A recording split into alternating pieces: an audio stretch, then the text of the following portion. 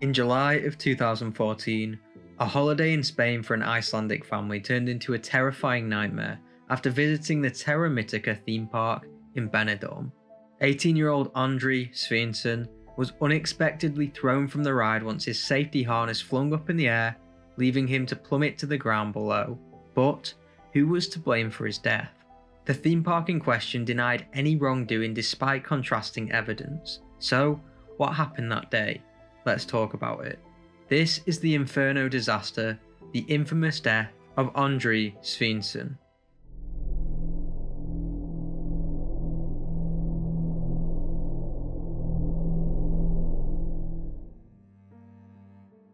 Little is known about Andri, and the things I have found have had to be translated from Icelandic, but we do know that he was born in Iceland sometime in 1996. His father described his son as a promising and kind-hearted young man who had a promising future ahead of him.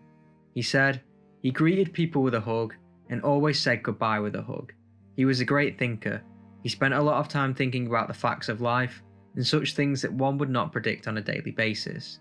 This is what he was thinking. He was kind and wished everyone well. In 2014, Andri and his family were on holiday in Spain. The family had saved up for a long time and had planned to spend 28 days in Spain. Shortly into their trip, the family arrived at Terra Mitica, one of Spain's most popular theme parks.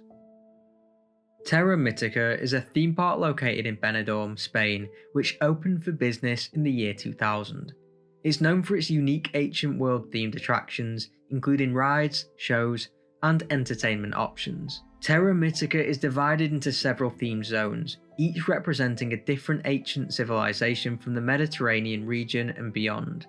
These zones include Egypt, Greece, Rome, Iberia, and the islands.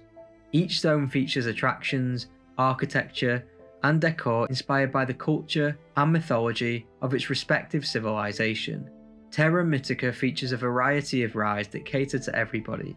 These rides include the Titanade, a looping roller coaster with a combination of speed and inversions, the Magnus Colossus, a wooden roller coaster featuring a double track layout, and the Falls of the Nile, a log flume water ride that takes riders through a series of drops and splashes, incorporating elements of ancient Egyptian theming. In the zone themed around ancient Rome lies one of the park's most famous rides, the Inferno. The Inferno is a fourth dimension roller coaster, which is a type of roller coaster that allows the seats to rotate independently from the track and the rest of the coaster train. In a fourth dimension coaster, the seats are mounted on a rotating axis that allows them to rotate forwards or backwards independently. On the Inferno, the rider experiences inversions whilst also rotating, resulting in an unpredictable but thrilling ride. It's important to note, fourth dimension roller coasters are relatively rare compared to traditional roller coaster designs. Only a few of these coasters have been built worldwide due to their complexity and specialised nature. The Inferno was opened in 2007 and built by Liechtenstein company Intamin. Each car accommodates 8 riders in a configuration of 4 seats across arranged in 2 rows. Riders are positioned in pairs on opposite sides of the track, sitting back to back within each row of 2. The ride stands quite tall at 82 feet, goes up to 37 miles per hour, and has a duration of around 1 minute. The safety restraints include an over-the-shoulder lap bar and a safety harness. Due to fourth dimension coasters being quite rare, the Inferno proved to be a very popular ride at the park. On the 7th of July 2014, Andri Sveinsson visited the Terra Mitica with his friends and family. Andri boarded the roller coaster and sat in the back seat with his friend and his younger sister. A ride operator secured him in, and the ride set off. Everything seemed okay as the ride went round, until they reached the end. Upon reaching the ride's end, when the roller coaster was at an elevation of around 15 meters high, all of the safety mechanisms for Andri's seat failed, leading him to fall from the ride. His stepmother said, "We were in a queue by the roller coaster, and we saw them getting in. A man comes and secures them, and the roller coaster sets off. Then we were shown into a seat. The next thing we know is seeing everyone in the queue hold their mouths, screaming and running away. We see a shadow, and then we hear a thud. We both got out and immediately ran to see what had happened. We saw Andri lying on his stomach on the ground. I called out to him, and he moved a little and mumbled. A Norwegian doctor was there, and we tried to keep him still. Employees of the theme park were just running around in confusion, and no emergency proceedings started. According to reports, Andri fell at a speed of 60 km per hour and fell 15 to 18 meters to the concrete below. A fellow rider so happened to be a doctor who provided him first aid as he lay on the ground. It took 25 minutes for the ambulance to arrive. Tragically, Andri died shortly after they arrived in the back of the ambulance. He was never taken to hospital. The ride was then closed down, and an investigation was launched.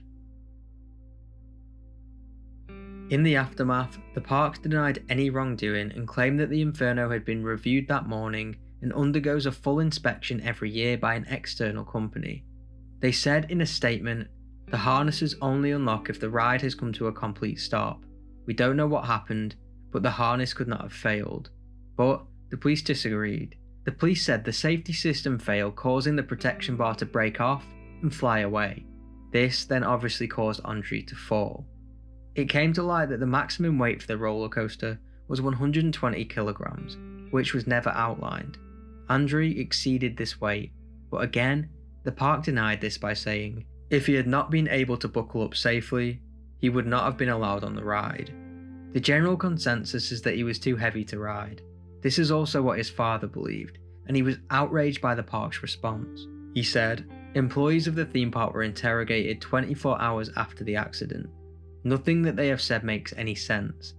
I'm not accusing them of lying to keep their job, but of course, that's what I suspect." Despite the evidence pointing to negligence on the park's side, Terra Mitica was cleared of any wrongdoing in relation to Andri's death in 2017. This was because both courts affirmed that the ride exhibited no design flaws and that health and safety regulations were approximately adhered to.